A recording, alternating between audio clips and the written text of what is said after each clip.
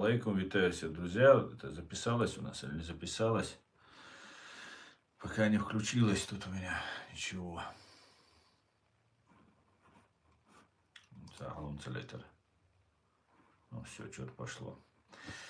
Друзья, всех приветствую. Шавига Маша Уэль. Сегодня 3 июня 2026 года, 18 часов 1 минута. Соответственно, 19 часов 1 минута по городу Джахару, а 18:01 по городу Берлину или Гамбургу. Стрим у нас идет на YouTube-канале Reality и на канале в ТикТок Аслан Арцуев. Друзья, те, кто захочет пообщаться со мной, я тому предоставлю в конце стрима возможность поговорить, пообщаться. Стрим сегодняшний называется «Питер под ударом ВСУ». И вторая тема «Нохчалла. Демократия будущего». Об этом и многом другом давайте поговорим. Но напоминаю всем тем, кто находится в оккупированной Ичкерии, и только тем, кто в оккупированной находится, либо в фашистской России, все остальные присоединяйтесь, пожалуйста. Потому что вы никто не пишете комментарии, на всякий случай перестраховываетесь там и так далее. Разные КГБшники сидят, у них там общение, даже некоторые мои зрители туда заходят, там где-то смотрят, лайки ставят. А здесь нет. И тогда кажется, что то, что мы делаем, это не так важно и не так интересно. Хотя я понимаю, что из-за того, что я вас предупреждаю, вы сами себя цензурируете таким образом. Да? Так, задавайте вопросы, пишите комментарии, друзья. Так, летювай, стрим сейчас мы проверим. Так, все у нас работает, все включено. Сергей, приветствую. Приветствую всех, друзья. Приветствую всех. Валейк салам, Рояль Машуэль. Ну, вначале давайте я вас немножко ознакомлю с ситуацией, которая произошла. Вчера, за 2 июня вечером 2026 года и на ночь, вечер на 3 июня, события в контексте ударов выглядят по России, дроновые, ракетные удары выглядят следующим образом. На основе открытых источников, конечно же, у меня информация. Информация о жертвах и повреждениях. Ночь на 2 июня самая массовая атака за последнее время. Атака России по Украине. Россия запустила 73 ракеты, включая там Искандеры, все, что у нее есть, и 656 дронов по нескольким регионам. Основные цели: Киев, главный удар, Днепр, Полтава, Харьков, Запорожье и другие города. Последствия: погибло не менее 22 человек, гражданские, включая детей. Более 130-138 ранены. Повреждены жилые дома, инфраструктура, автосалоны, здания в разных районах Киева, пожары, обрушение частей дома. В Днепре значительные жертвы и разрушение жилых кварталов. То есть Россия бьет целенаправленно по гражданскому населению, и почему-то мы не слышим вот таких возгласов, таких призывов наказать террористов, фашистов и так далее, которым является Российская Федерация. Российская Федерация и террористическая банда ФСБ и их головорезы из так называемой российской банд-армии. Но вот что бы ни случилось, русские сразу же реагируют, обзывают украинцев нацистами, террористами и так далее. Причем, когда украинцы бьют по общежитию, где готовят дроноводов, вот этих пилотников беспилотных аппаратов, пилотов беспилотных аппаратов, они сразу там детей убили, там их МИД возмущается. Я специально никогда так не делал, а вот в Фейсбуке взял и перепостил новость от Министерства иностранных дел фашистской России. Специально, чтобы ее не потерять, и ее внимательно ознакомиться с этой новостью. Где она у меня тут? Вот, смотрите, сообщают, что нацисты киевского режима, обратите внимание, совершили преступление, там по рейсовому автобусу попали и так далее. Я Санкт-Петербург, Симферополь, они говорят, Я, во-первых, абсолютно, и как и в прошлый раз, я абсолютно не знаю, что там произошло, как вы понимаете. Я нахожусь в Германии, события происходят там в фашистской России. Но когда ударили по этому общежитию, где готовили дроноводов, я абсолютно тоже не знал, как и сейчас, что там произошло. Но я могу сказать, что за 4 года вот широкомасштабной, уже большой войны, больше 4 лет, уже скоро 4,5 года, и вообще в целом с 15 года, да, уже 11 лет, да, уже сколько уже, 11 лет уже идет война, 12 лет, с 14 года война идет, больше 12 лет. За это время мы за украинцами не видели просто военных преступлений. Нарушения где-то на местах были. Я их сам лично комментировал, говорил. И если мы не будем придерживаться правды в отношении наш он или не наш, не имеет значения. Мы окажемся тогда такими же, как те, с кем мы ведем борьбу. Вот выдали, например, киргиза Мусиханова, чеченца, Закаев и вот этот его майор Джамбетов. Да, россияне приехали в тюрьму и выдали. Я об этом говорил 1000 раз, наверное. Выдали Евгения Нужина из банды Вагнер, который добровольно сдался. Его Бутусов раскрутил, сделал его известным, передали, убили кувалдой. Говорил. Преступление, моральное, этическое, уголовное, неважно. Было нарушение, говорил. Мы никогда не видели, чтобы украинцы совершали военные преступления, чтобы массово на системном порядке, в государственном смысле. Нет, этого никогда не было. Этого не было никогда. За это Украина и имеет поддержку всего мира. И Украина ведет священную борьбу, святую борьбу. Она не может переступать эту черту. Хотя некоторые вещи вынуждают делать какие-то там у отдельных лиц какие-то там неправильные вещи. Это тоже бывает, но это эксцесс исполнителя, а не непосредственно политическая там или государственная политика такая.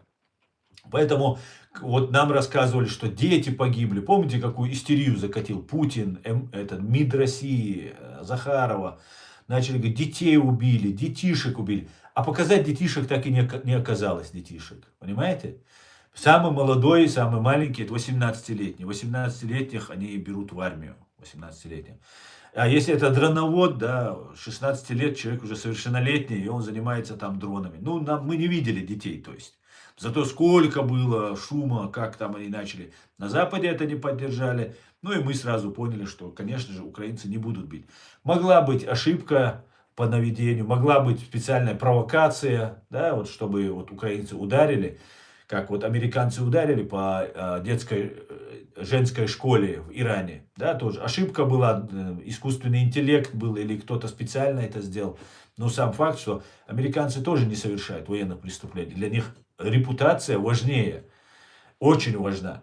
И для украинцев она в 10 раз важнее. Потому что украинцы, в отличие от американцев, менее защищенные в этом смысле, и менее богатые, да, в этом смысле.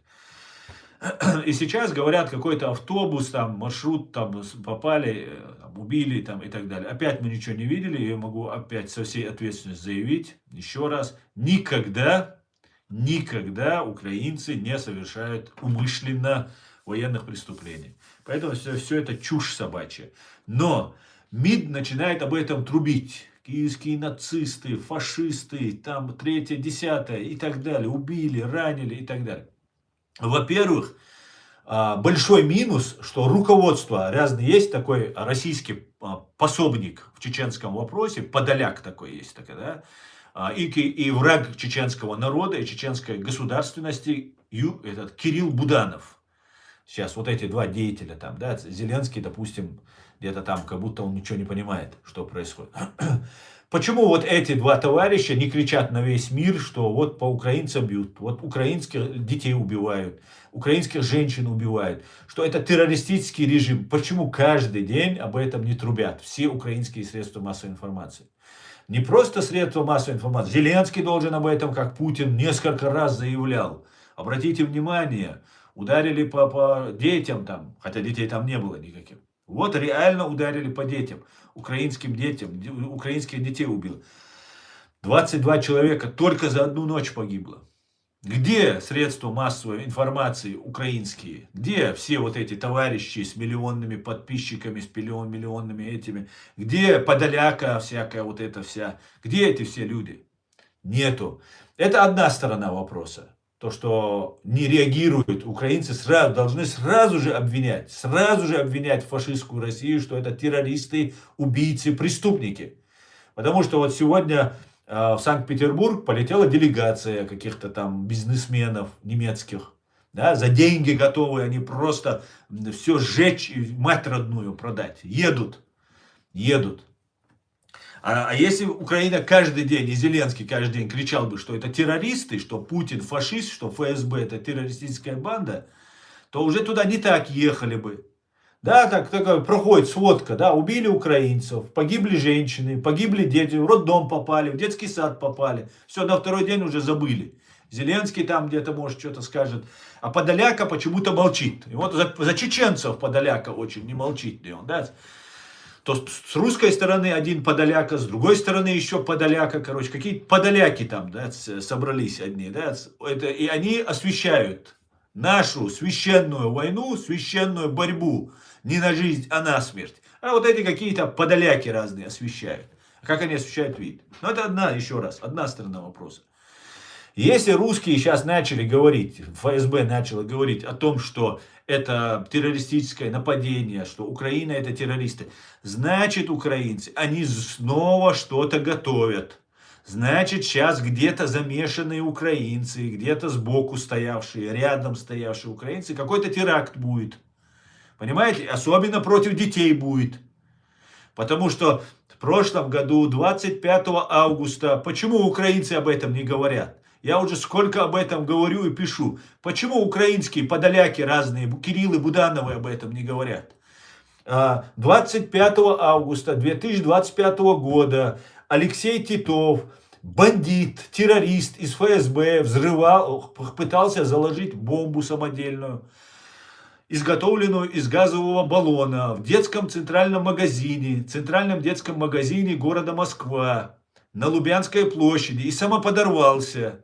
Затем в Миннеаполисе человек, который намекал, что он связан как-то с кириллицей или с украинцами, расстрелял детей в христианской школе, в христианском там заведении, в церкви. Почему об этом никто не говорит? Если сейчас Путин, МИД России начали об этом говорить, значит, уважаемые украинцы, против вас готовится очередная провокация. Самые главные, как я уже понял для себя, враги для России, для ФСБ являются украинские националисты, украинские патриоты. И вы это сами уже понимаете. Убийство Андрея Порубия, как раз когда вот этот на 25 августа, чтобы все знали, каждый раз это нужно напоминать, День независимости Украины. Понимаете? Это такая работа по дискредитации украинских националистов, украинских патриотов. Потому что если не будет украинских националистов, украинских патриотов, то не будет Украины. Понимаете? И все вот, кто сейчас воюет, они все, если нет идеи, если нету вот этого запала, то все это все, кого-то купят, кого-то запугают, дезориентируют. Мы, чеченцы, через это прошли. Всех наших патриотов вырезали. Кого не могли вырезать, кого не могли запугать, убить, там, где-то там как-то воздействовать на него, шантажировать. Обозвали ваххабистами, исламскими радикалами. Это ложь абсолютно от первой буквы до последней. Да, мы мусульмане, как украинцы христиане. И украинец молится перед смертью, и чеченец молится перед смертью. И все на земле молятся перед смертью. Каждый молится тому, кому он поклоняется, кому его учили молиться. Но мы не радикалы, мы не хотим всемирный джихад сделать, мы не хотим из американцев сделать мусульман, мы не хотим захватить весь мир. Понимаете, нас 1 миллион всего, может сейчас 1,5 наберется. У нас в голове этого нету, понимаете? В голове этого нет. Но нас вот представили такими. И до сих пор эта борьба идет. И некоторые полезные идиоты, которые поверили, что они какие-то там исламисты, да, до сих пор держат. Но в основном уже не осталось никаких исламистов. Все какие-то либо, знаете, полезные идиоты, либо агенты российских спецслужб. Просто вот других просто уже не осталось. Поэтому нужно быть готовым, что Россия сейчас начинает какую-то нагнетать ситуацию, что вот украинские террористы, украинские нацисты, еще там детей напали, детей. Значит, что-то будет связанное с детьми. Они готовят общественное мнение. Потом скажут, ну вот смотрите, и там реально может оказаться украинец. Например, в Миннеаполисе, когда этот террорист расстреливал детей и взрослых, у него на оружии было написано кириллицей, такой ошибочный русский язык. Больше похож, может быть, на украинский. Это нам просто засекретили, все, не стали. Потому что я это придал огласке. Я начал об этом писать, говорить. Все замолчали. А оказывается, в Миннеаполисе живет самая большая диаспора, одна из самых больших диаспор украинских. И тот мог быть как-то связан, контачил, где-то еще что-то. И тут 25 августа центральный детский магазин взорвал Алексей Титов. Сам подорвался, к счастью. Нам просто повезло, и все. Просто на стороне Украины Бог, на нашей стороне Бог. И Он всегда на нашей стороне, пока мы остаемся на этой стороне. Не совершаем военных преступлений, не лжем тотально. Да, где-то врагу нужно обмануть его, бесспорно. Но мы же не можем погрузиться в эту ложь, как они. Это бесовщина, дьявольщина во лжи. А нормальные, честные люди, они должны говорить правду. По-другому никак. Вот эта ситуация вот в этом русле сейчас идет. И нужно как-то реагировать.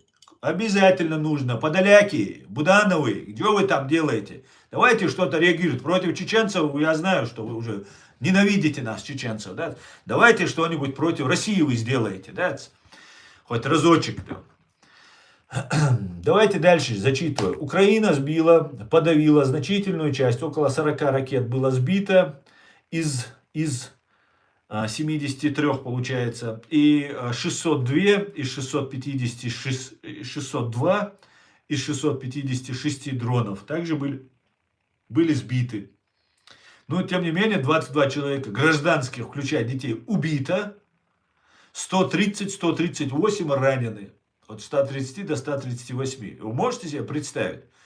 Это так, война так идет. Все, мы побеждаем, там, мы там идем вперед, идем там, да? Что-то каждый день люди гибнут, мирные люди гибнут. Да? Ночь на 3 июня Россия применила 198 дронов. Украина сбила, нейтрализовала 189. То есть 8-9 дронов не удалось сбить. Воздушные тревоги были в нескольких областях, но крупных жертв и разрушений, как накануне, не сообщалось. Данные на утро 3 июня. Это продолжение эскалации после предыдущих ударов и заявлений с обеих сторон. Атаки ВСУ по России. Ночь на 2 июня, параллельно с российской атакой, дроновая атака на Курскую область. Пожар на нефтеперерабатывающий завод в Краснодаре, Краснодарский край. Другие атаки на приграничные регионы. Ночь, обратите внимание, никого погибших нет.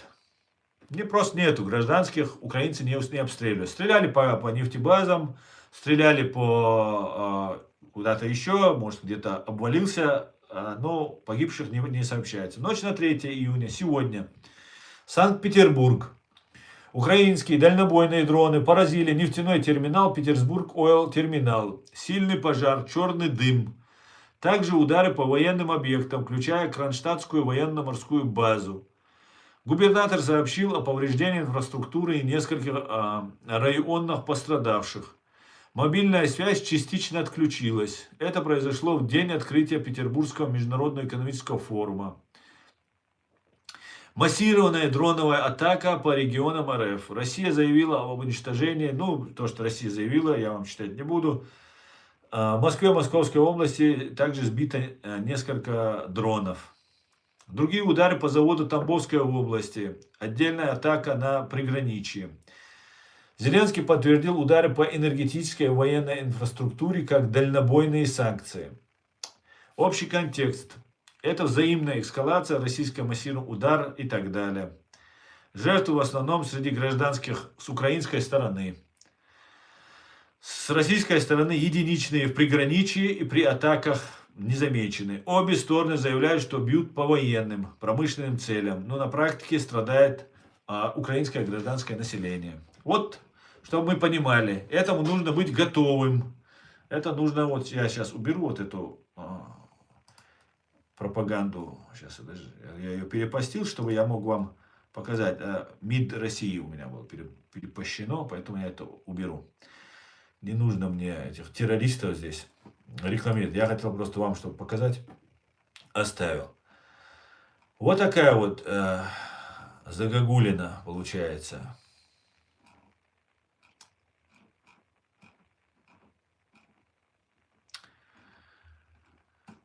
Накануне начала вот этого экономического форума российские чиновники и СМИ заявили о возвращении на форум немецких бизнесменов. Спецпредставитель Путина Кирилл Дмитриев. Я думаю, Германия хоть и там заигрывает, разговаривает, там Украине помогает, там туда-сюда. Другая часть Германии усиленно налаживает контакты. Поэтому, знаете, здесь так, одна рука делает одно, другая делает другое, одна нога делает третье. Вот такое вот здесь дело. И знаете, здесь очень много российской агентуры. Они вроде бы думают, что Россия лучше, чем Америка там, и так далее. Может быть, они в чем-то правы, я не знаю. Может, у них есть на это основание. Но то, что Россия не лучше, это я могу заверить просто. Ну, такие же, наверное. С Путиным, с Россией дружат, общаются после того, что она все это делает. Только такие же мерзавцы и такие же фашисты, как Путин. Другие с ним не общаются. Вот сейчас в Казахстане видели, как встречали? Вот такой же фашист Токаев. Такой же, один в один. Он тоже сделает, что Путин. У него селенок просто нет. Понимаете? Такой же диктатор Токаев. Да? Вот один в один. Брат, два брата. Да? Два брата. Да? Родных причем. Родных. Так, накануне этого экономического форума российские чиновники и СМИ заявили о возвращении на форум немецких бизнесменов. Спецпредставитель Путина Кирилл Дмитриев и газета «Коммерсант» даже сообщили, что Германия впервые за несколько лет направит на вот этот форум свою делегацию. На самом деле официальной делегации с ФРГ не будет, но немецкие участники все же есть. То есть они будут неофициально. То есть просто не будут говорить, что они официально. Вот и все. Вот это и есть двойные стандарты, это и есть лицемерие, это и есть предательство. Понимаете? Это самое настоящее предательство. Германия предает Украину. Одной стороной делает оружие, продает оружие, другой стороной, другой рукой предает Украину. Понимаете? Вот что делает Германия. На самом деле официальной делегации с ФРГ не будет. Мы разобрались, кто они, говорит, Deutsche Welle нам сообщает. Согласно, кстати говоря, Deutsche Welle со вчерашнего дня начала чисто как российский ватник писать статьи. Там что-то случилось, явно что-то случилось. Либо поменялась там редакционная политика, либо редактор поменялся, либо журналист поменялся. Что-то происходит. Германия потихонечку сливается, по-моему. Да? Ой, какие же вы лицемерные, какие же вы мерзавцы просто, мерзавцы. Согласно программе форума, модератором бизнес-диалога станет многолетний руководитель Российско-германской внешнеторговой палаты Матиус Щеп. На вопросы Deutsche Welle в палате не ответили, сославшись на то, что любое участие в деятельности нежелательных организаций, а Deutsche Welle была признана такой Минюстом России, запрещено законом. В числе выступающих заявлен Томас Брух, единственный, кого в полной мере можно назвать представителем немецкого бизнеса. Однако акционеры ритейлера Globus и один из богатейших предпринимателей Германии по версии Forbes представит на ПМФ исключительно российский Гиперглобус, управляющий магазином РФ. Об этом Deutsche Welle сообщила немецкая компания Globus Holding. Цель участия Бруха в ПМФ – поддержание деловых контактов, а также обмен мнениями с представителями деловых кругов и госучреждений. Другой немецкий участник форума, бенефициар группы Иконева Штефан Дюр, полностью связан с Россией. С 1994 года он начал выращивать в России гречиху и просо, а сейчас его Эконива, крупный производитель и переработчик молока. С 2013 года Дюр гражданин Российской фашистской Федерации. Совладелец подмосковной компании Мастерлок Лео Эппингер с 2016 года возглавлял российский офис международной инженерно-сервисной группы Металлог Engineering, ушедший из РФ в 2022 году. На вопросы Deutsche Welle он не ответил. Ну вот видите, все, первые пробные шаги делают. И нам вот публично Deutsche Welle об этом рассказывает. Чтобы потом утечки не было. Нет, они не официальные. Самые официальные. Здесь, в Германии, здесь, в Гамбурге действует агентура российская. А здесь действуют террористы российские. Германия ничего не делает. Или очень мало делает. Я не знаю. Или они соучастники, или они профнепригодные. Я вам просто ответственно это заявляю. Абсолютно либо профнепригодные. Они ждут, пока кого-нибудь убьют. Вот его они поймают, чтобы звездочки получить. На России это называется сделать результат. Немцы повторяют тот же сценарий. Да? Тот же. Сами не убивают, правда, русские за них это делают. В других мероприятиях форума, не связанных напрямую с обсуждением экономических связей между Германией и Россией, заявлено участие группы депутатов ультраправой партии «Альтернатива для Германии». Кроме того, на форум должен приехать владелец Berliner Zeitung Хольгер Фридрих. Вот вам и все. Вот вам Германия, которая так боится, нападут на нас, мы готовимся к нападению и так далее, и так далее. Деньги не пахнут. То есть они вооружают, они, то есть, финансируют, помогают, если нужно, получают российский паспорт, немецкие граждане, немецкие бизнесмены, чтобы вооружать российскую экономику, чтобы эта российская экономика убивала детей украинских и женщин.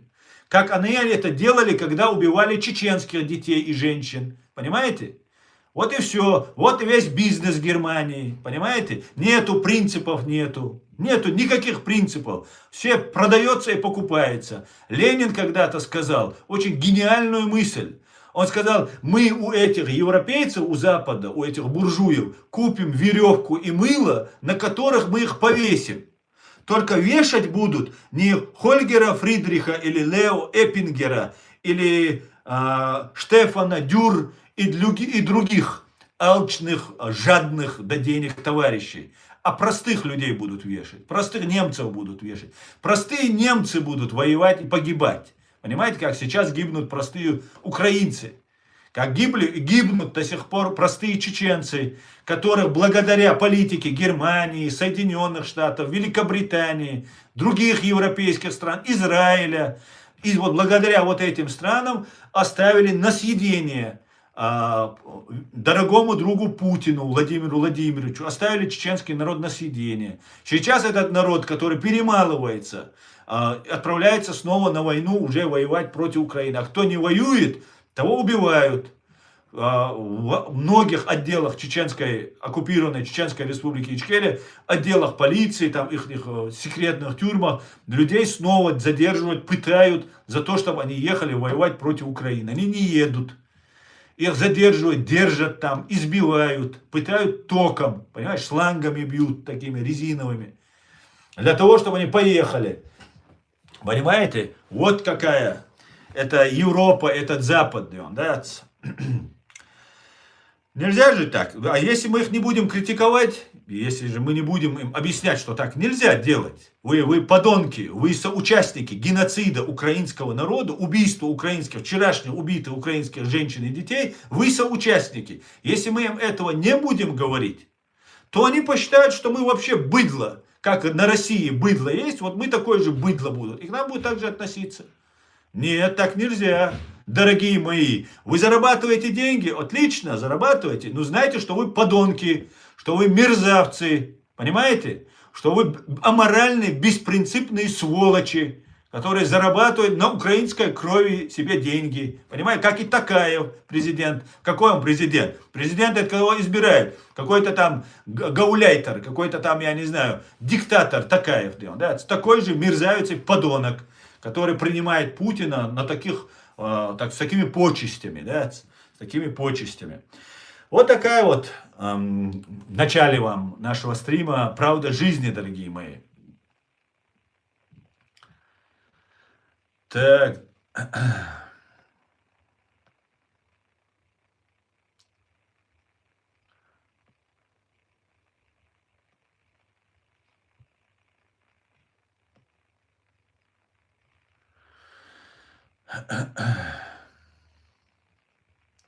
Так.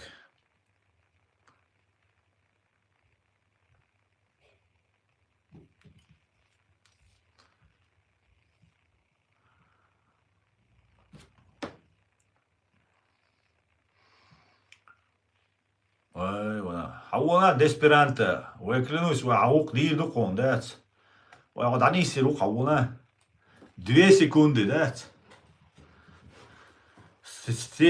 Стелят красную дорожку, позор не смываем. Абсолютно так, Людмила, абсолютно. Абсолютно так. Абсолютно аморальные люди. Им вообще без разницы, понимаете? За преступление, убийство человека дают пожизненный срок. Все, этот человек там через 2 и более лиц, ну, чаще всего, дают пожизненный срок. Все, его изолируют от общества, он очень опасен и так далее. Но если там есть деньги, и если этот человек именуется президентом, а Путин какой президент? Кто сказал, что Путин президент? Разве Путин хоть раз избирался как настоящий президент? Нет. Путин, чтобы прийти к власти, взорвал своих русских, спящих в домах, в Буйнакске, в Москве, в Волгодонске, где там еще, в Рязани попался. Троллейбусы, автобусы, метро взрывал Путин, ФСБ. Понимаете? Для того, чтобы прийти к власти. И с тех пор это он нелегитимно захватил эту власть. Это никого не смущало. Премьер-министр Великобритании, еще он был премьер-министром, Путин, прилетел, они вместе концерты, идет геноцид чеченского народа, то есть взрывы домов, Путин взрывает, Путин, Патрушев, с поличным их ловят, когда они в Рязани пытаются взорвать очередной дом. Прилетает Тони Блэр, по-моему, да, его звали тогда, какой там, они там меняются, тоже такие, одного выкинут, другого поставят, короче, там кто-то сзади рулит этим всем процессом, по-другому это не объяснишь. И все, с Путиным театр, там все, там они в Питере там ходят, там туда-сюда. Уничтожается целый чеченский народ, абсолютно просто уничтожается чеченский народ. Я вообще, знаете, что думаю? Я думаю, что вот эта вся затея затронута за то, а не просто здесь нефть, газ, там деньги, жажда власти, это все есть. А люди, которые находятся у власти, их покупают деньгами, властью, там какими-то там всякими другими там печенюшками. Их покупают. Но на самом деле глубинная причина войн, которые на земле есть, это свобода и несвобода. Бес и Бог, сатана и ангелы. Вот идет борьба между всем. Понимаете? Между всем. Есть демократия, свобода, есть диктатура. Эта диктатура может быть под разным видом. Она может быть под видом религии, диктатура. Она может быть под видом коммунизма, какой-нибудь идеологии. Она может быть под видом демократии. Диктатура под видом демократии. Можете себе представить? Вот посмотрите на Россию. Диктатура или там Казахстан. Тоже вроде бы так подумаешь, какая-то там свобода, демократия и так далее. Нет там никакой демократии. Казахстан принимает Путина и уносит его на шее, короче. Да? А нам рассказывали, что там добиваются. Посмотрите, Азербайджан. Вот посмотрите, что происходит в Иране. Это террористический религиозный режим. Его пытаются свергнуть, борются. Вот прямой, чтобы было понятно, что никакой там борьбы вот этих режимов между собой нет. Они свергают тот, который им неугодный режим, и ставят туда, кого вы думаете, демократа? Нет. Они дают право иранскому народу выбрать кого-то? Нет. Зачем? Зачем им нужно? Им нужен царь. В Пахлави или как там, Пахлава. Вот этого Пахлаву туда хотят поставить. Там он никому не нужен, правда, но шило на мыло менять, короче. Зачем это нужно? Вот и все. Идет борьба на этой земле, идет борьба демократии против диктатуры. Вот и все. Мы, свободные люди, хотим жить свободно, а вот эти какие-то силы зла, силы тьмы хотят нами управлять. Они хотят нас под любым соусом. Под любым соусом. Понимаете? хотят нас уничтожать. Нас контролировать хотят. Сейчас хотят искусственный интеллект вести, хотят нас там управлять нами, чтобы мы управляли, чтобы нами можно было управлять. Но мы под видом демократии, права человека. Прав человека мы показали, весь мир показал, что такое права человека, когда уничтожался чеченский народ. Весь мир сегодня видит, что такое, когда уничтожается украинский народ. Почему не могут собраться и помочь Украине остановить эту войну? Почему не могут вести туда войска? Почему тратятся колоссальные миллиардные деньги на все это, на вооружение, на затягивание и так далее? Я считаю, что это управляемый конфликт. Этот конфликт, я считаю, уже столько этому есть подтверждений, доказательств, что это управляемый конфликт. Путин делает все, что ему говорят. Он представляется, он им нужен. Свержение, так называемый мятеж Пригожина, это не был никаким мятежом Пригожина. Понимаете? Не было это мятежом Пригожина. Это была фикция для того, чтобы выявить российских военных, недовольных вот этой властью, вот этой войной. Они не могли справиться против Украины, их там встречали украинские воины, и они понимали, что они просто, за что воюют? За что? Да, быстро зашли, украинцы разбежались, Киев захватили по плану. Вот это да, это отлично. Но не получилось. Тогда что делать? Надо отступать, надо возвращаться. И тогда вывели Пригожина. Видели, как вывели? Раз появился такой Пригожин, такие вещи начал говорить. Такие прямо грубые такие. Эй, дед, где снаряды? Там это. И куда пошел Пригожин? На Ростов пошел. Там, оказывается, Путин на Ростове сидел, понимаете? А не в Москве, в Кремле. Поехал на Ростов, мы там самолет сбили, мы там вертолет сбили, мы всем вам покажем и так далее. И все, кто позвонил, все просто звонок сделал и сказал, так, там, Евгений, Женя, мы тебя поддерживаем, да, Путин достал, надо менять власть, давай иди вперед, мы за тобой. Вот эти все военные были просто на карандаш переписаны и все зачищены. Тихо, аккуратно. То есть фактически, да, это враги, это убийцы, это бандиты. И коррупционеры, конечно, всех за коррупцию посадили. Потому что они все прикручены за коррупцию. Там коррупция это система. Нету, что на России коррупция это что-то незаконное. Это законно. Только если ты выходишь из системы, тогда против тебя этот закон применяется и тебя наказывают. Вот этих всех, они были наши ситуативные наши сторонники. Ситуативные, они оказались бы нашими, мы остановили бы войну. Украинцы перестали бы гибнуть. Понимаете? А взяли, Пригожин пошел, потом кто с ним был? Этот людоед какой-то с ним был, лысый, помните, Вагнер, который возглавлял. Его грохнули. Вот этого лысого. А Пригожина спрятали. Я 100% уверен теперь, хотя я тогда думал, что он тоже погиб. Зачем он нужен, по идее, этот Пригожин.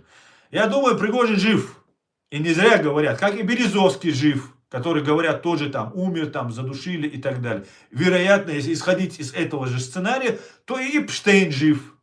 Потому что тоже каким-то странным образом они все этого задушили, Березовского. У себя на даче, да, у него миллиарды, отсудил он 800 миллионов фунтов и так далее. Уткин, да, его звали Андрей. Вот что происходит.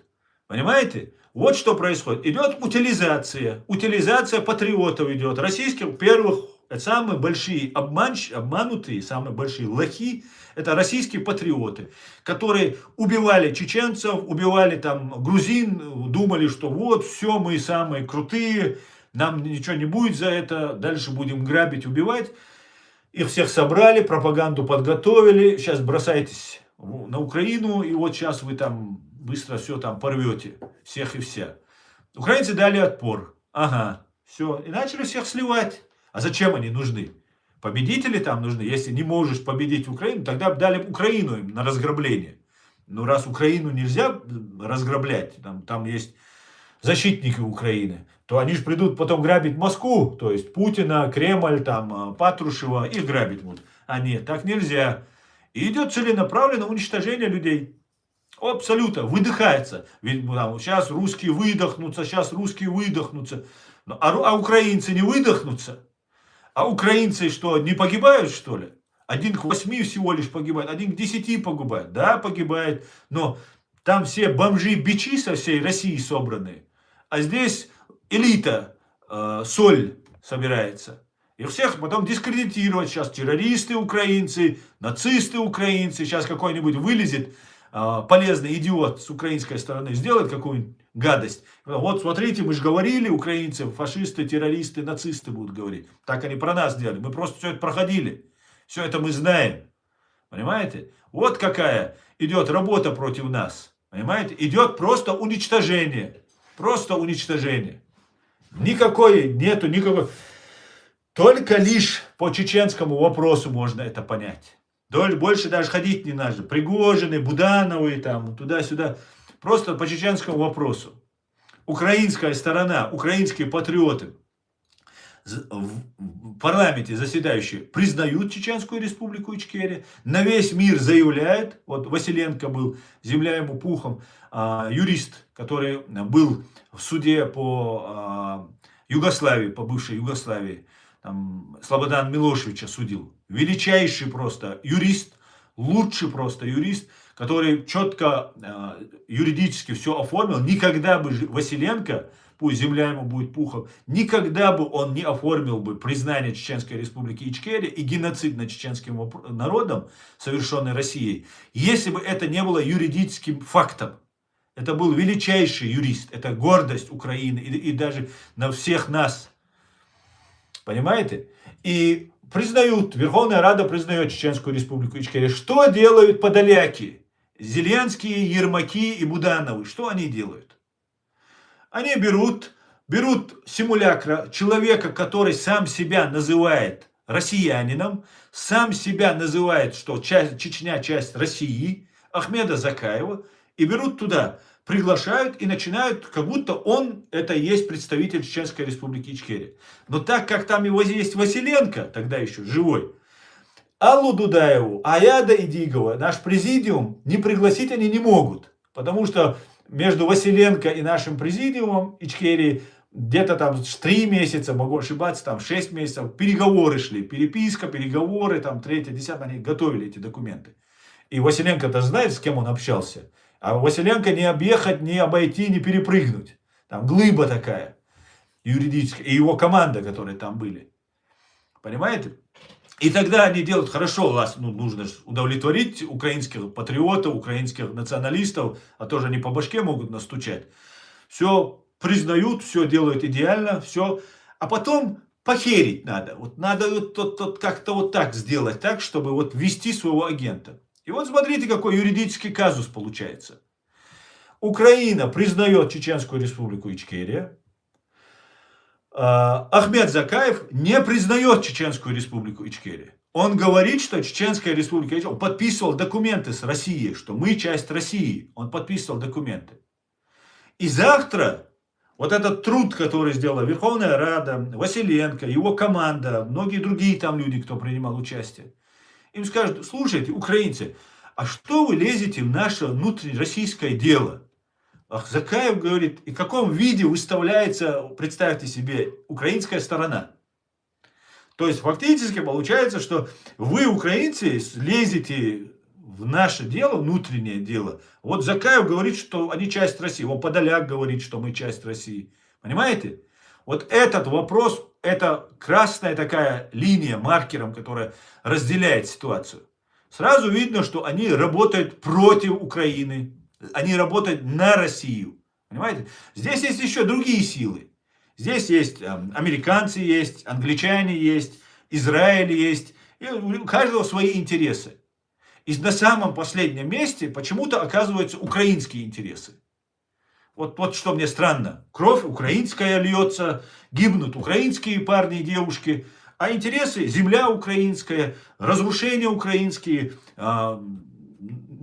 ранения, не спят по ночам, нервы, стрессы по всему миру, разъехавшиеся беженцы украинские.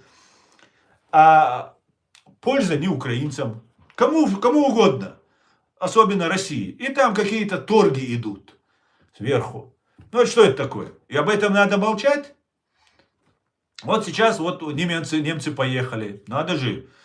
Надо денег заработать, чтобы умерли с голоду. Вот что я вам скажу. Чтобы у вас поперек горла стало то, что вы там заработаете, чтобы вот это кровь украинских женщин и детей, чтобы вы захлебнулись все, кто на этой крови делает деньги. Все украинские эти барыги, украинские вот эти чиновники, которые грабят украинский народ. Вас это тоже, в первую очередь, вас это касается.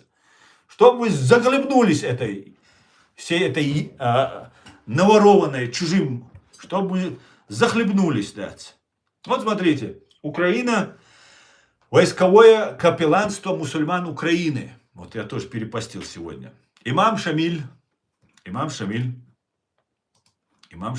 давайте. Лидер национально-освободительной борьбы Газавату народов Северного Кавказа против Российской империи в период Кавказской войны 1817-1864 год.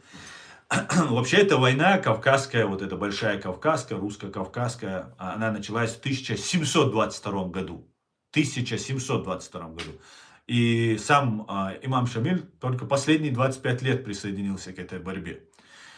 И то, знаете, немножко вперед забегая, ну, став третьим, я сейчас дочитаю, став третьим имамом Чечни и Дагестана, Шамиль 25 лет был гидом Чечне, ну, это перевод с украинского, успешно сражаясь с российскими захватчиками. Созданный им в условиях войны на Кавказе имамат стал уникальным государством, образованием. Шамиль управлял государством практически индивидуально. То есть это был диктатор, понимаете, диктатор. В 1868 году был в Киеве, где сейчас установлена памятная доска. И на этой памятной доске,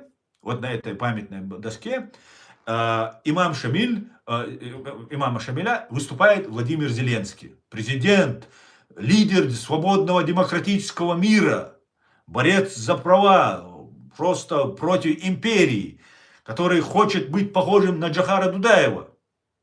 Но дело в том, что не говорят вот эти капелланы украинские, мусульманские капелланы, что он сдался через 25 лет борьбы.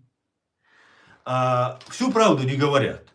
Значит, Зеленский, выступая на фоне имама Шамиля, через 25 лет, когда чеченцы начали воевать с русскими, это 200 лет, прошло 200 лет тогда.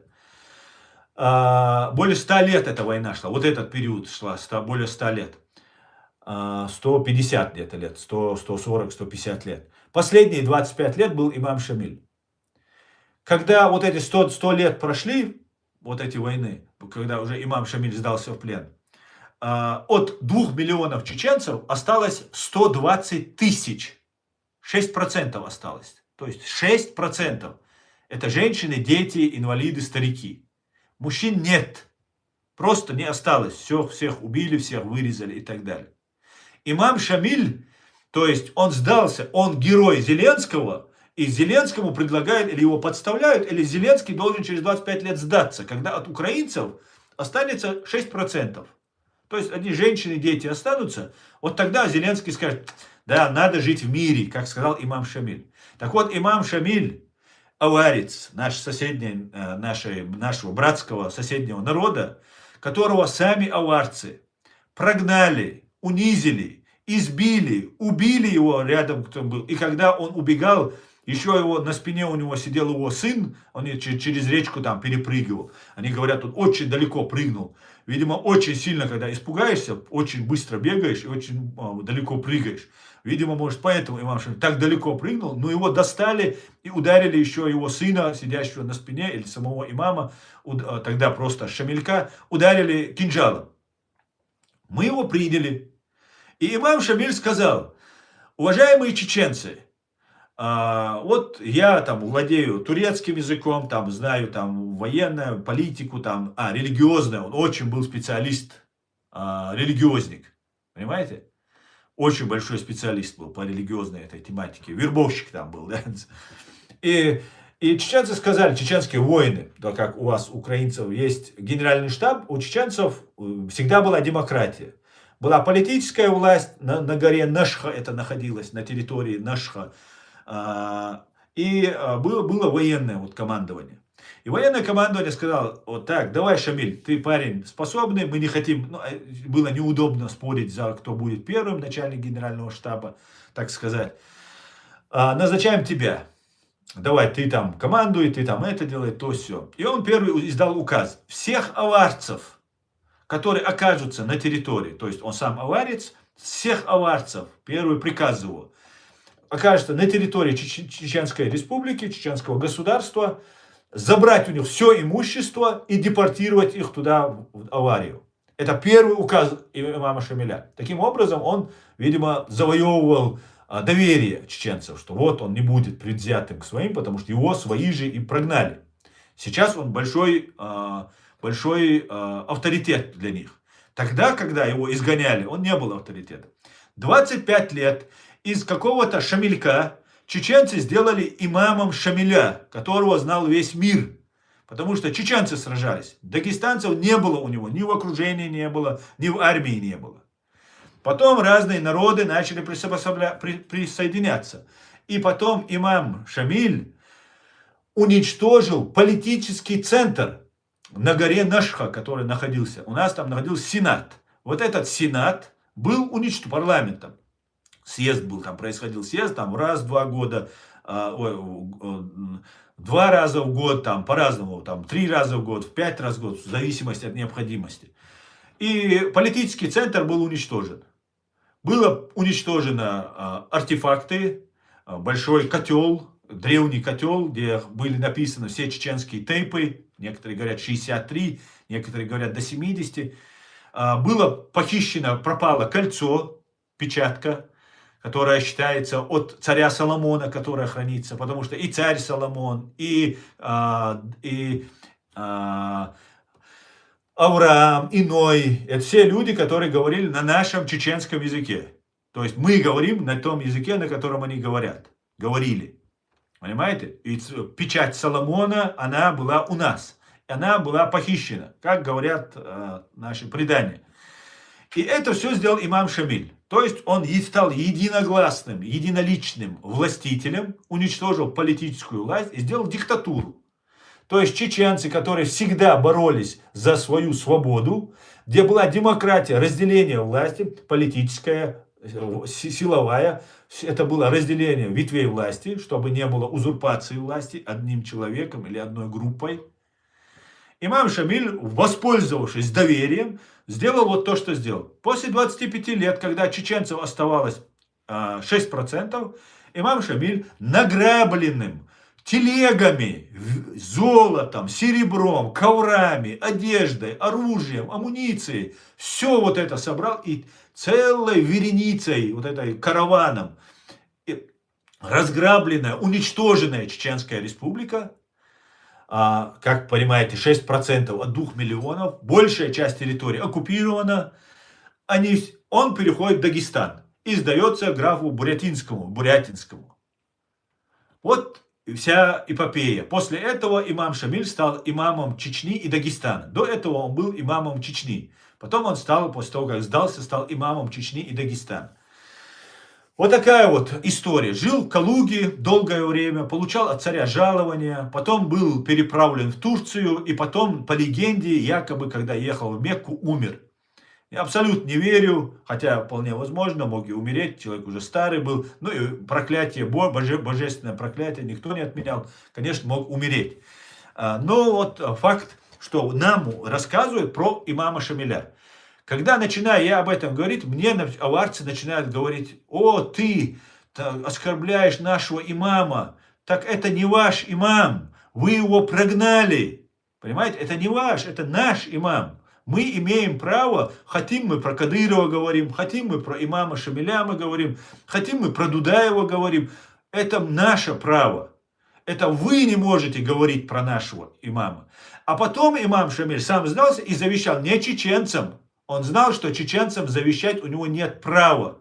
Понимаете? Чеченцы сделали его имамом, Шамилем, известным на весь мир, которого сейчас восхищаются все. Он завещал своим дагестанцам: не воюйте против России. Чеченцам он не завещал.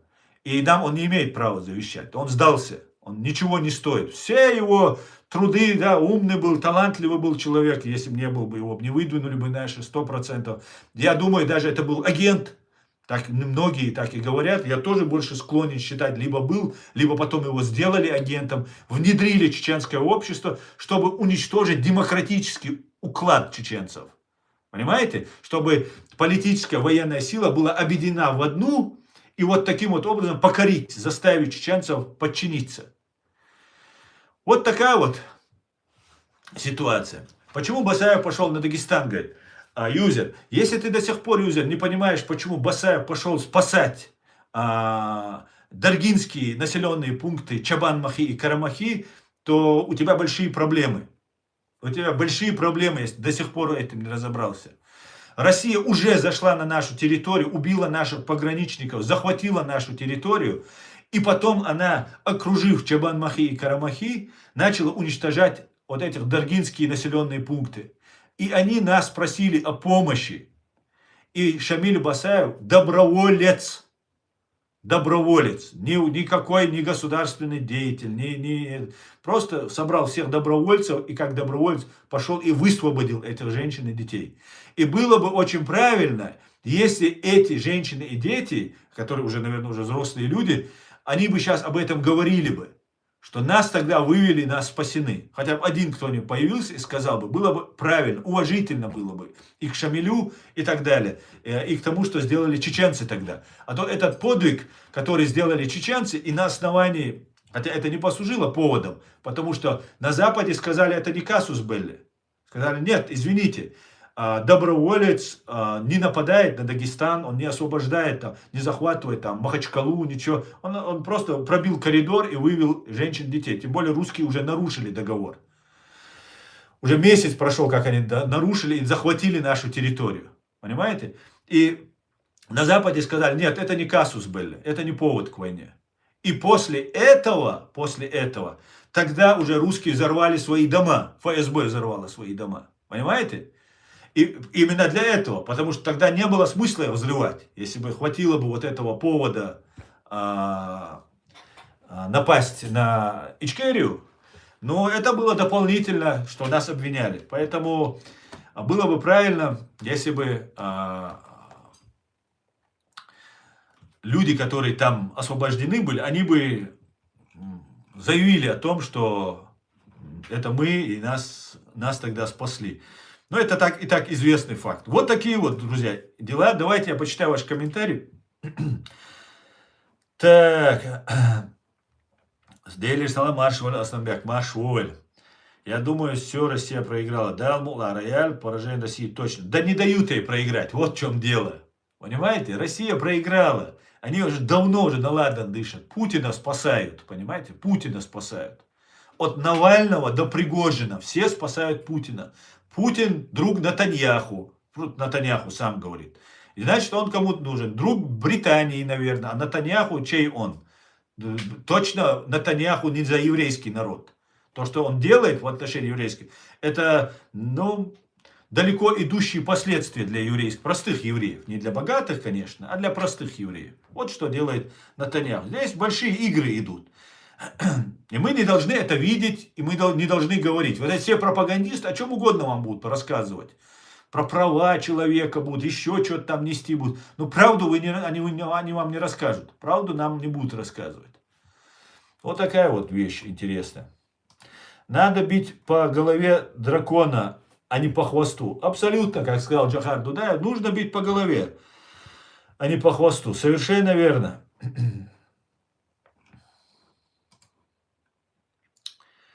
Так. Надо бить. Как думаешь, Аслан, Россия теряет Армению? Я думаю, Реаль, уже сценарий по Кавказу, Армения, не Кавказ, за Кавказе, уже расписан. Уже расписан.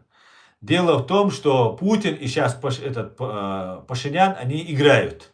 Что вот мы там ссоримся, там, что там, коньяк не будем армянский, там, что-то там вино не будем. Ну, чушь, короче, собачья идет, понимаете? Идет спектакль.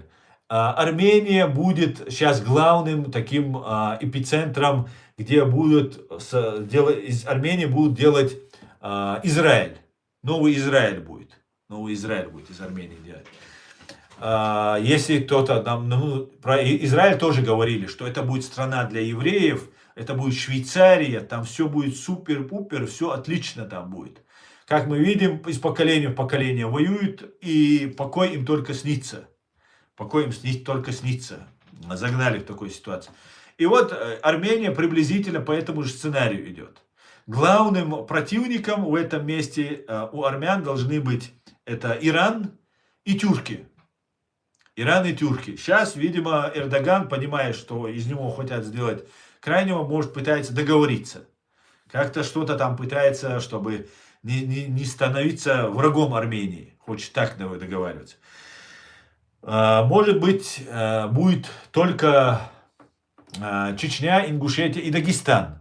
То есть Иран будет, Чечня, Ингушетия и Дагестан. С Азербайджаном хорошие отношения были. Поэтому попытались сбить азербайджанский лайнер, Боинг азербайджанский. Это делается для того, чтобы чеченцев и азербайджанцев рассорить. Это далеко идущие планы. Значит, если мы с азербайджанцем в ссоре, то есть мы их сбили самолет, потом, слава богу, самолет долетел до казахской земли, и мы поняли, что это сбили русские. Если он упал бы в Каспийское море, мы бы это уже ничего не узнали бы. Нам сказали бы, что это сбили чечены, Кадыров сбил и так далее. Они сразу взяли на себя, племянник Кадырова, Хамзат Кадыров, сразу сказал, что это мы сбили, мы типа сбили украинский дрон, а в этот день украинские дроны вообще там не летали. Вы эту историю помните, я об этом писал, делал видео, об этом есть достоверная информация, установленные факты есть. Поэтому хотели сделать врагами с азербайджанцами. То есть потом, может быть, уже на стороне Армении чеченцы могут быть нападать на Армению, на Азербайджан, на Турцию, в планах, да.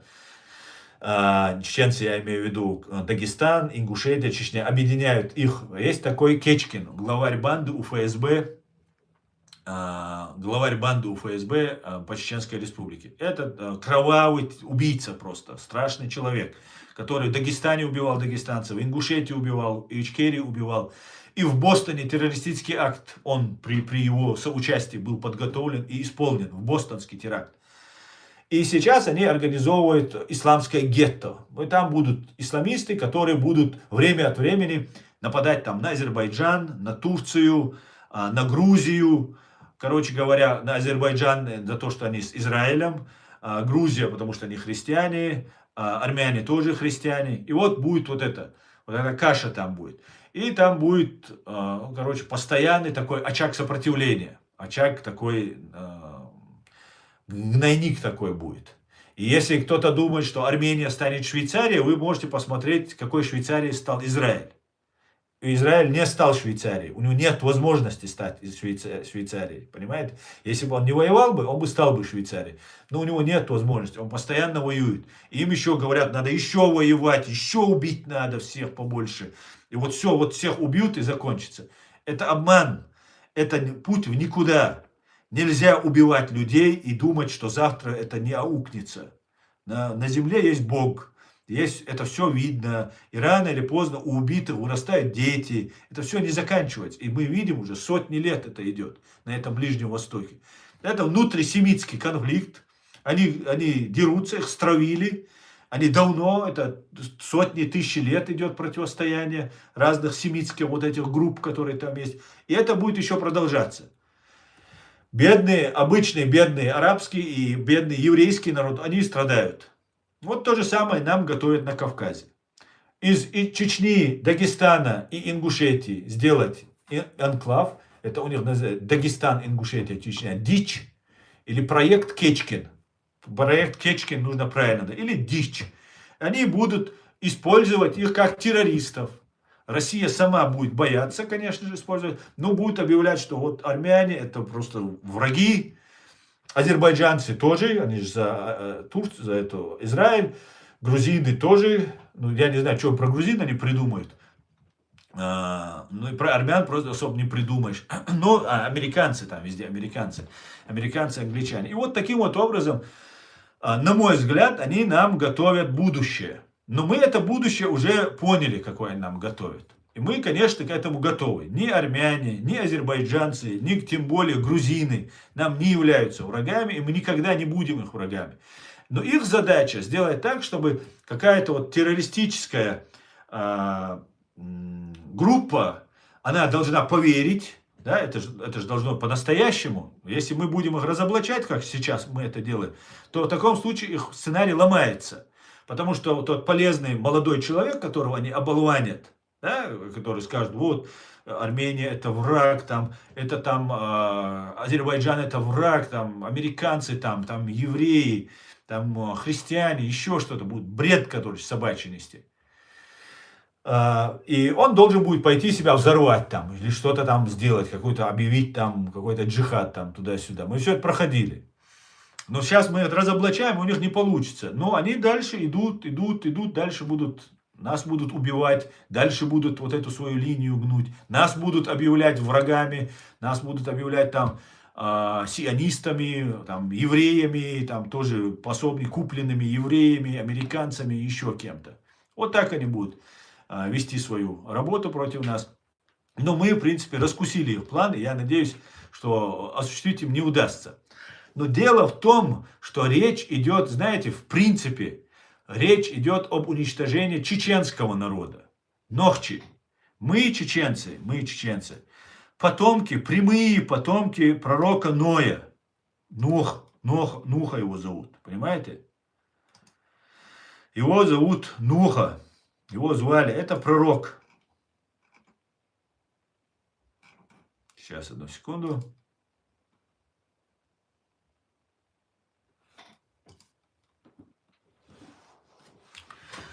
Его звали... Вопрос, почему мусульмане на это ведутся? Я не знаю, смотрите, Стелла, почему ведутся. Ну, во-первых, не ведутся. Давайте скажем так, что это делается вид, что ведутся. Не ведутся. Если вам какую-то пропаганду преподносят, и вы ее такой видите, это не значит, что они ведутся. Вот я, например, вижу, что евреи сейчас ведутся. Что евреям сейчас подкидывают, что все мусульмане враги, и они на это ведутся. Почему евреи ведутся? Потому что евреи боятся. У них есть реальная угроза. Их могут убить. Им говорят, что их убьют, и поэтому они боятся. Соответственно, они должны какие-то меры предпринимать. Но сжигали в печах и травили газом не мусульмане, как мы понимаем. Из Иерусалима, из Израиля изгоняли не мусульмане. На протяжении всей истории мусульмане не делали. Ничего, были погромы, были разные места, были, конечно, не будем не говорить, что не было. Но по большей части это были не мусульмане. Но вот сейчас евреям внушили, что евреи что должны бояться мусульман. Мусульмане враги, мусульмане, все причем. И я враг, все остальные тоже враги. Хотя разборка чисто внутрисемейная, чисто семитская. Внутри у них там разборки. Если ты что-то скажешь про евреев, ты антисемит. А то, что арабы тоже семиты или арамейцы семиты, это как бы забывается. Как-то так получается. Тоже это предвзятость. Предвзятость не должна быть здесь. Поэтому мусульмане не ведутся. Смотрите, на чьих территориях велась война? Давайте по факту просто разговаривать. Напали на нашу страну. На нашу страну напали. Свои дома взорвали. Напали на нашу страну и убили четверть нашего народа. Так мы ведемся? Так у меня всю семью, если убьют, и если я уже молодой человек, неграмотный, молодой, у меня всю семью убили, и мне какой-нибудь ФСБшный пропагандист начинает мне программу закладывать. И я думаю, ну да, лучше умереть, чем жить. Правильно? Правильно. Так, вот так делается. На моих чувствах, на моей трагедии, на моей расшатанной психике работает российская агентура работает. И не только российская, оказывается. Здесь все, оказывается, этим промышляют. Понимаете? Возьмем, например, 11 сентября. 11 сентября что сделали афганцы американцам? Что они сделали непосредственно? 11 сентября, допустим, напали Саудовская Аравия. Правда, сейчас Такер Карлсон, ЦРУшник, 5, по крайней мере, как бы бывшие, не получившиеся, ушедшие, а бывших не бывает, как мы знаем. Короче, 5 миллионов подписчиков. Он говорит, что за этим стоит Израиль. То есть прошло 26 лет, 25 лет, и сейчас вспомнили ЦРУшники, что это были евреи. За этим стояли евреи. Нападают арабы. семья миллиардеров Усама бен Ладена, саудовские миллиардеры. Саудовцы почему-то не на Саудовскую Аравию нападают. Хотя это граждане Саудовской Аравии. Не нападают, а говорят, знаете, это у вас находится Усама бен Ладен. А Усама бен Ладен реально, может, поэтому с деньгами приехал, дал им денег, сказал, я с вами, зная их законы. Ну, это обычные законы. Беженца выдавать нельзя. Если пришел человек беженец, а если есть доказательства, дайте доказательства. Все, что сказали талибы, те талибы того времени, они сказали, дайте доказательства. Если он причастен к этим взрывам, мы сами его здесь судим. Мы сами, если убийство стольких людей это совершено, не стали с ними разговаривать. Просто вы никто, мы с вами не будем разговаривать. Кто ведется? Мусульмане ведутся, Стелла, скажите мне, пожалуйста. Или те, кто взорвал дома 11 сентября 2001 году и напал на Афганистан, или они ведутся? К ним не имеет никакого. Афганский народ 20 лет пребывал в состоянии противостояния войны. Террором управляют, у кого есть нефть. Нет, террором управляют те, кто создает этот террор. Террором управляют те, кто готовит вот этих людей, которые на эту тему думают, вербуют. Нефть, деньги, это все второстепенно. Давайте не будем сейчас уходить на эту тему, потому что мне много что есть сказать, но я хотел говорить про другое. Я хотел говорить про Нохчалла, про чеченскую демократию я хочу говорить. Потому что чеченская демократия, она исходит из ситуации, где был потоп, как известно, был всемирный потоп. Этот всемирный потоп, как утверждают, я считаю, был локальным, региональным потопом, который прошел вместе Месопотамии, вот в этом месте. И Ной,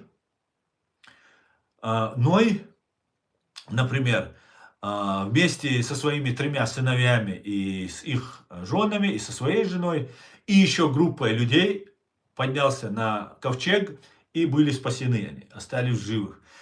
И после этого около 300 лет где-то после потопа прожил еще Ной, 350 лет прожил Ной, его сыновья Сим, Яфет, Сим и Хам прожили тоже около по 600 лет, где-то около того. И эти люди есть прямые наши отцы, наших чеченцы. Мы единственный народ на этой земле, который называемся ноевцами. Нохчи, ноевцы, значит, наш прямой отец это Ной. И в Библии, и в Торе, и в Ветхом Завете, и в Библии, и в Коране говорится о том, что Яфет, Сим и Хам это будут правителями.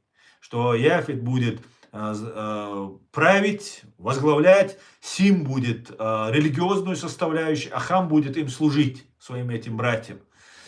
То есть божественной силой. Что потомки Яфета поселятся в шатрах Симовых. То есть иудаизм, христианство, ислам – это все одна ветвь. Хурайшиты,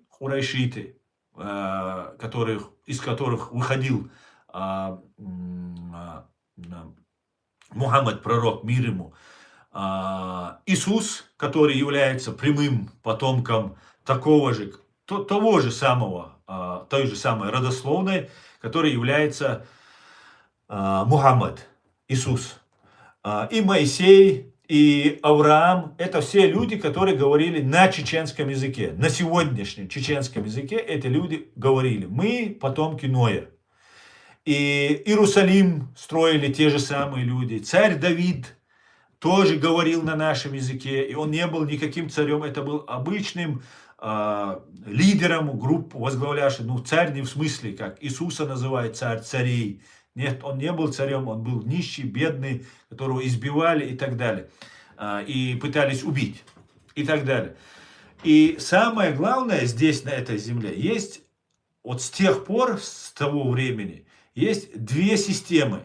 Это демократическая система, которая идет от Ноя и его сыновей, и которую хранят чеченцы. И единственный народ на этой земле, единственный народ, который называется ноевцами, и который единственный никогда не изменял этому принципу не иметь рабов и не иметь господ.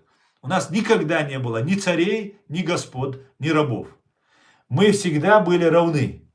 Мы вот то, что нам вот эта программа заложена была от Ноя, от Яфета, от Сима, от Хама, от их потомков, мы ее всегда хранили.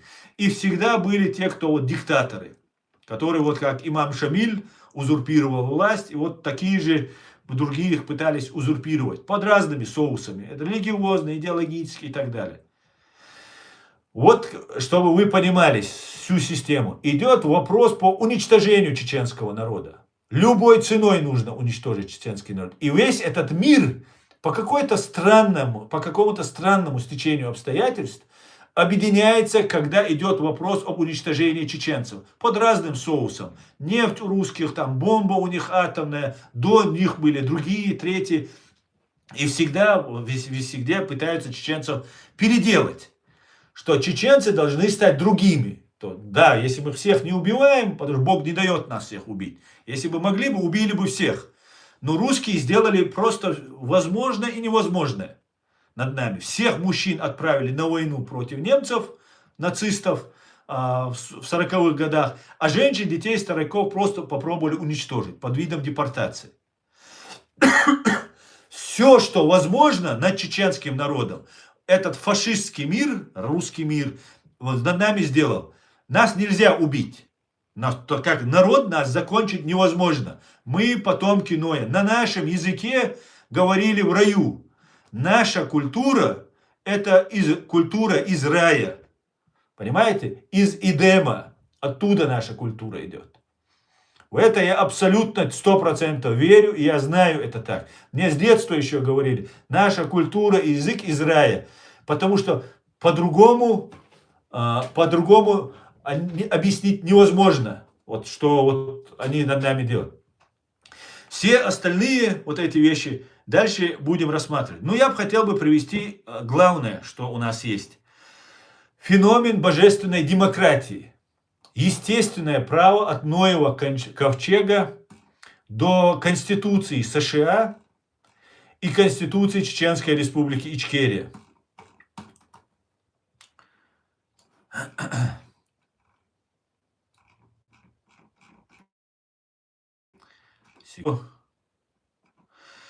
Три уровня Чеченского этического кодекса, чтобы вы понимали. 3 уровня. Адамалла, Нохчалла, Онахалла. Адамалла – это человечность. Адамалла. Нохчалла – это чеченскость. Это ноевскость, если перевести. Нохчалла – это то есть ноевскость. Адамалла – человечность. Нохчалла – чеченскость. И Онахалла. Онахалла – высший кодекс благородного мужа, благородного мужчины.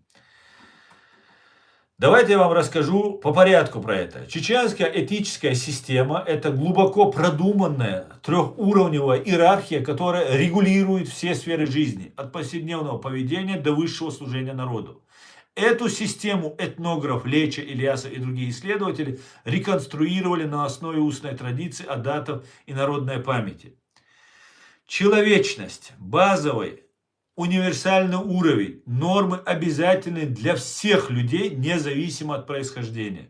Гуманность, сострадание и справедливость. Уважение к жизни, к слабым, детям, старикам, животным и природе.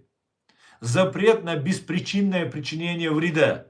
Принцип «человек – высшая ценность». Мы говорим про права человека, про сегодняшнюю демократию. Мы этим живем уже 6000 лет. С момента потопа мы, чеченцы, живем именно этим принципом. Адамалла – фундамент, на котором держится все остальное. Именно на этом уровне чеченское общество полностью закрывало социальные проблемы. Сироты или одинокий старик становился священной обязанностью всего общества, а не казенной обузой. У нас никогда и до сих пор нету домов престарелых, у нас нету детских домов, у нас никогда не было тюрем и никогда не было пьедесталов, куда мы возносили каких-то великих. Нет, великий считался тот, кто больше всего работает на благо общества. И ему не ставили памятники, его не возносили, да, уважение проявляли. На этом ограничивалось. И никогда не было тюрем. Самый большой страшный грех был, если за убийство это убийство, за преступление око за око, принцип талиона, древнейший, еще идущий с древнего Вавилона или Шумер, идущий принцип око за око, зуб за зуб, либо изгнание из общества. То есть тебя изгоняют из общества Ноя, из потомков Ноя тебя изгоняют. Что еще страшнее может быть для человека? Вот как было все построено. Никогда не было ни детских домов, ни домов престарелых. Нохчала, чеченскость, национально-культурный уровень. То, что делает человека Нохчу полноценным представителем своего народа. Священное гостеприимство, гость под защитой, даже если он враг. Верность слову и данному обещанию. Уважение к старшим, родителям и традициям. Культуре. Чувство чести я и стыда я. Перед общиной и Богом. Свободолюбие и равенство, свободны, как волки, без рабов и царей. Взаимопомощь, сдержанность, щедрость, дипломатия.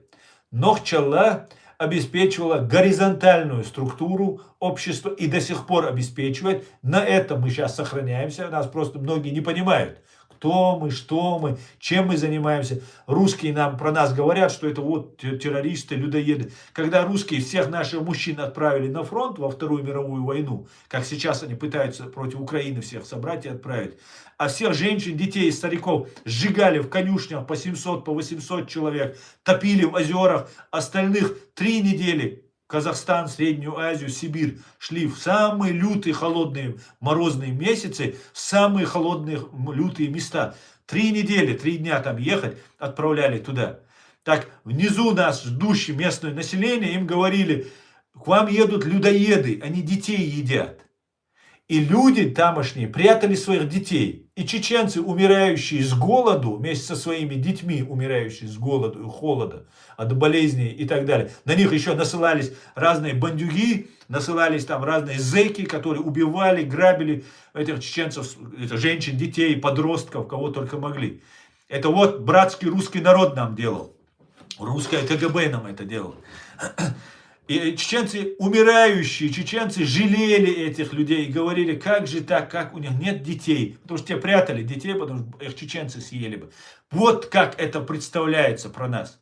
Вы нас не понимаете еще. А вам придется нас понять. Понимаете? Придется. Нормальным людям придется. А вот этим людоедам и диктаторам или пособникам дьявола, сатаны, их понятие нам, конечно, понимание нам их не нужно. А остальным придется понять. Потому что другого выбора нет. Если мы ищем истину, то истина она находится у чеченцев. Тот ключ, про который говорил Джохар Дудаев, он у нас. Мы будем показывать и говорить, как есть. Не потому, что высокомерно, как здесь некоторые ведут. А мы будем это делать так, как нам велит вот тот кодекс Нохчала Адамалла Онахалла, который нам велит. Онахалла.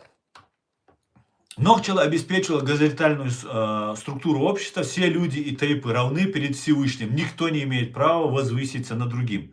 Онахалла – высший кодекс благородного мужа.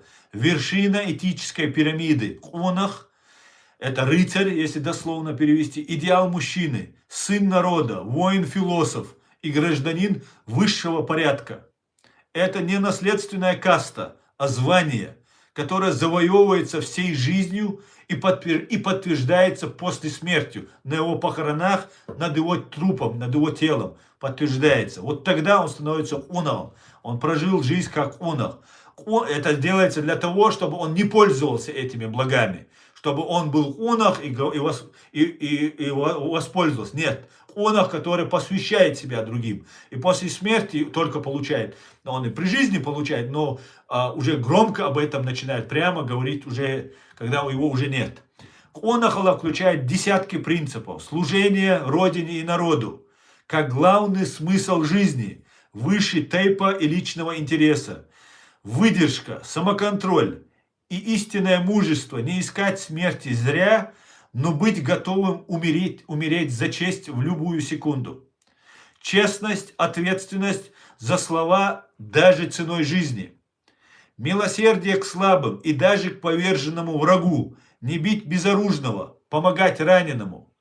Мы, чеченцы, когда сражались со своим врагом, когда чеченец встречался со своим кровником где-то, да, это мог быть осетин, есть один фильм, где осетином он там дерется, чеченец, там, старое такое время такое, или чеченец это мог кровник быть, и если у того не было оружия, колоть нельзя было, можно было только вот бить, колоть, проколоть, вот так нельзя было. После одного удара есть щит, передается кинжал ему, и ты уже защищаешься. Он один раз бьет, возвращает тебе кинжал, и вот таким вот образом. Это если говорить про благородство, как себя вели благородные люди. Но этим нашим благородством мы-то имеем дело с варварами и нелюдьми, и эти люди пользовались этим. Мы это тоже должны знать. Как говорится, один раз ужаленный, дважды не должен быть ужален.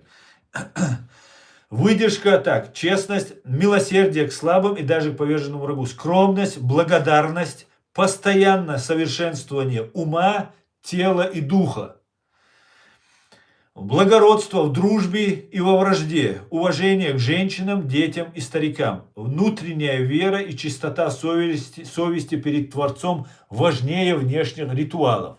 Сейчас чеченцы некоторые отпустили бороду, побрили усы, и это вся их религия, это вся их духовность и так далее. Это ошибка. Ложь, большая проблема. Это тоже не чеченскость. Это нохчала, не присутствует ложь. Да, врага можно где-то как-то обмануть, обхитрить, но врать сплошь и рядом, как сейчас это некоторые делают, это позорище просто. Внутренняя вера и чистота совести перед Творцом важнее внешнего ритуала. Именно Онахала превращала внутренний моральный закон в реальную силу, заменяющую внешние тюрьмы и полицию. Общество держалось не на страхе наказания, а на личной чести и ответственности перед Богом и людьми. Такая уникальная социальная организация объясняется заменой внешнего принуждения внутренним регулятором. Сегодняшнее государство держится на страхе наказания. Божественная демократия, нохчалла, держится на понятиях честь «я» и стыда перед Богом и людьми «я». Великий немецкий философ Иммануэль Кант описал это в своей концепции категорического императива. Кант утверждал, что внутри каждого человека есть высший нравственный закон, глас Божий. Человек должен поступать правильно не потому, что его накажет полиция, а потому что его судит собственная совесть перед лицом вечности. Кодекс Нохчалла в 3 своих уровнях – это практическое воплощение этой философии в масштабах целого народа. Концепция демократия с Богом, выраженная в 3-уровневой этической системе чеченского народа и воплощение в Чеченской республике Ичкерия, уходящей корнями после потопную ноевскую цивилизацию, это не откат в средневековье. Напротив, это глубоко прогрессивная, юридически сильная и гуманистическая модель, не построенная на вертикали, а на горизонтали. Опыт чеченской истории доказывает, общество способно процветать без тюрем, без социального сиротства, без политических тиранов. Это живое напоминание миру о том, что настоящая свобода возможна только тогда, когда права человека признаются священными, а главным судьей для гражданина является не карательный аппарат государства, а его собственная совесть перед лицом Творца. Вот такая вот истина. И в этой истине человечество рано или поздно придет. Рано или поздно человечество искало, ищет до сих пор. И в конце концов мы пришли к демократии. Не потому, что религии плохие или люди перестали верить в Бога. Нет, люди верят в Бога. Устали от этих жрецов, от этих специмамов, спецпопов, спецраввинов, которые управляют нами. Они не должны нами управлять, у них не должно быть власти. Они должны быть консультантами. Только консультативный орган должен быть. Все, никакой власти у них над нами не должно быть. Именно поэтому, потому что только в 16-17 веке на религиозной почве, по-моему, треть Германии вырезали. Просто вырезали одни верующие, других верующих. Потому что, видите ли, они не так молятся. И тогда люди подумали, что нужно создать такое устройство общества, где религия отделена от государства.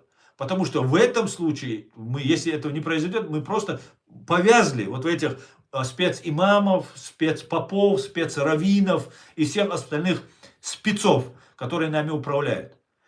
Это не должно быть. Это никак не должно быть. Но опять же, без Бога мы тоже не можем жить. Мы люди, которые нас сотворил Бог. И мы уйдем, как пришли в эту землю из ничего, так же и уйдем и станем ничем. Соответственно, нам нужно готовиться и к этому. И без нравственной, божественной демократии мы не сможем сосуществовать. И люди начали придумывать, пытаться искать своей истории, своей исторической памяти, как люди, они раньше жили.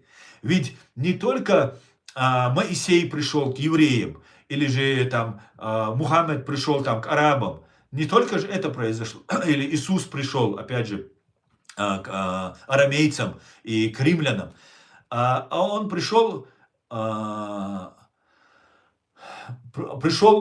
знаете, ко всем людям на земле приходили пророки. Они не были такими великими, как и оставшиеся так в памяти, как Иисус, там, Моисей, там, Мухаммад и так далее. Но они были. И у каждого народа есть свое понимание, что такое хорошо, что такое плохо, что такое свобода. За что сегодня украинцы борются?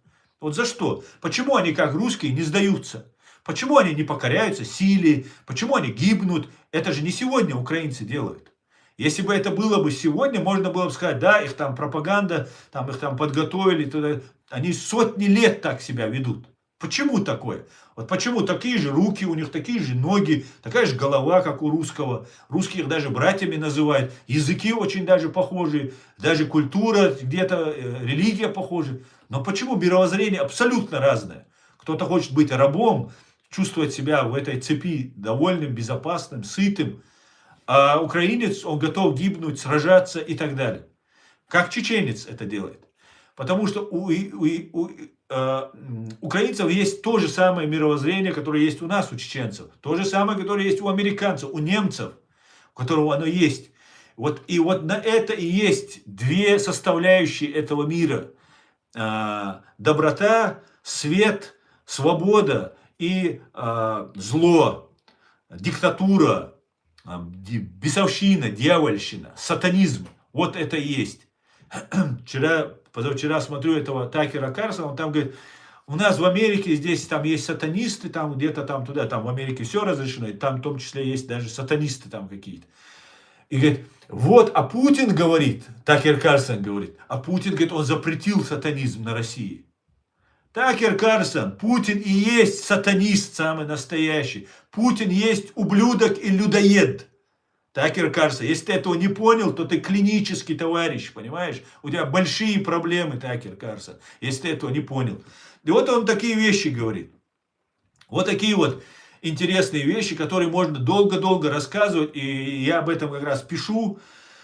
Постараюсь что-нибудь из этого слепить, такое более-менее понятное всем, чтобы это было доступно и понятно всем. На этом я сегодняшний свой стрим закончу, друзья. Спасибо, что смотрите и поддерживаете. Ну, как обычно, все вместе. Давайте, россияне, особенно вы. Слава Украине! И все будет Ичкерия. Подождите, сейчас посмотрю, что у нас по комментариям, потому что я смотрю здесь комментарии.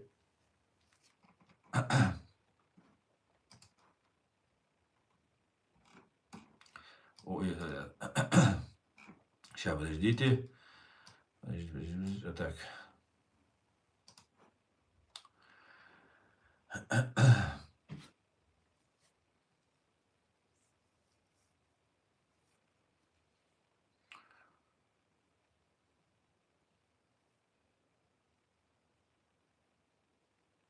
Когда так было, все, что ты говоришь, но сейчас нету таких, говорит. Ян Лиз Борскурт. Нет, ты ошибаешься, Ян Лиз Борскурт. Конечно, есть. Конечно, есть. Чеченцы сейчас в очень тяжелом положении находятся. Тяжелейшем положении. Фашистская дьявольщина, сатана в лице Кремля и ФСБ применяют самые жестокие методы, зная вот это благородство, служение своему роду, своей семье, своему народу, всему человечеству, зная вот эту культуру чеченцев, вот этот цивилизационный мировоззренческий код чеченцев, они атакуют наши семьи, они атакуют наших женщин, они атакуют наших братьев, сестер, родственников, которые находятся там. Здесь надо мной ведется мощная работа вот этих спецслужб, российских спецслужб и их пособников, для того, чтобы меня заткнуть. Поэтому, конечно, есть, ты даже не представляешь, сколько есть таких чеченцев. В огромном количестве они есть. Просто сейчас такое время, что что-то ты говоришь, начинается охота на твоего родственника. Но я скажу этим чеченцам, которые молчат, если вы будете дальше молчать, настанет время, что он окажется прав, который пишет, что таких не останется. Потому что да, не останется. Потому что даже ценой своей жизни, ценой всего, что у нас есть, мы должны давать пример нашим новым молодым поколениям. Мы должны идти вперед и показывать. И здесь такого страха уже нету. Уже пора. Самдоул. Научи. Самдоул. Ты ардушун. Малиедай твой. Маирдай твой. Мадите твой нож. При русско-кавказской войне русские офицеры предпочитали лечиться у чеченских хирургов, чтобы не получить ампутацию конечности. У чеченцев в то время делали черепно-мозговые операции. Говорит Асламбек. Так.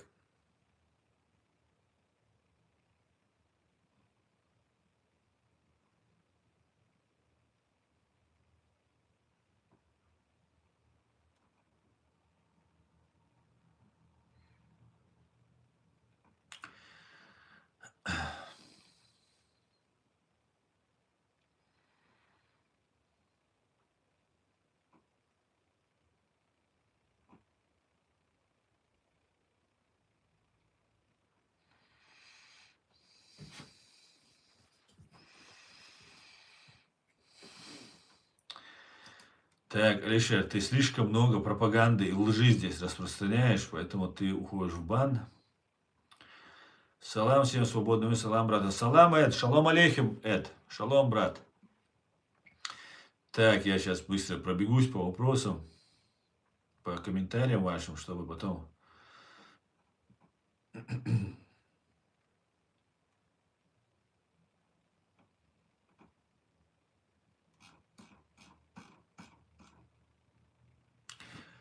Поддерживаю вас 100%. Анатолий, спасибо, спасибо. Чеченцы, благодарю вас, что боретесь за свободу, за Украину, не являетесь кадырками, людьми без чести и совести. Спасибо, Кадрафон, спасибо и вам, слава Украине. Россия это зло, зомби, враг мира, захватчики чужих земель, оккупанты. Абсолютно, Анатолий, абсолютно. С уважением ночи. Так, спасибо тебе, Баркал. Спасибо, Славка Федотов. Славка Федотов, спасибо и вам, Славка. Конец твой близок, говорит ординарий. Это не имеет никакого значения, понимаешь? Никакого. Абсолютно. Есть я или нет, чеченский народ будет жить. Свобода будет жить, которая есть во многих народах, в каждом народе она есть. И она будет жить, понимаете? А вы зло, абсолютное, беспримесное зло, понимаете? Все, на этом я заканчиваю, друзья. Спасибо, что смотрите и поддерживаете.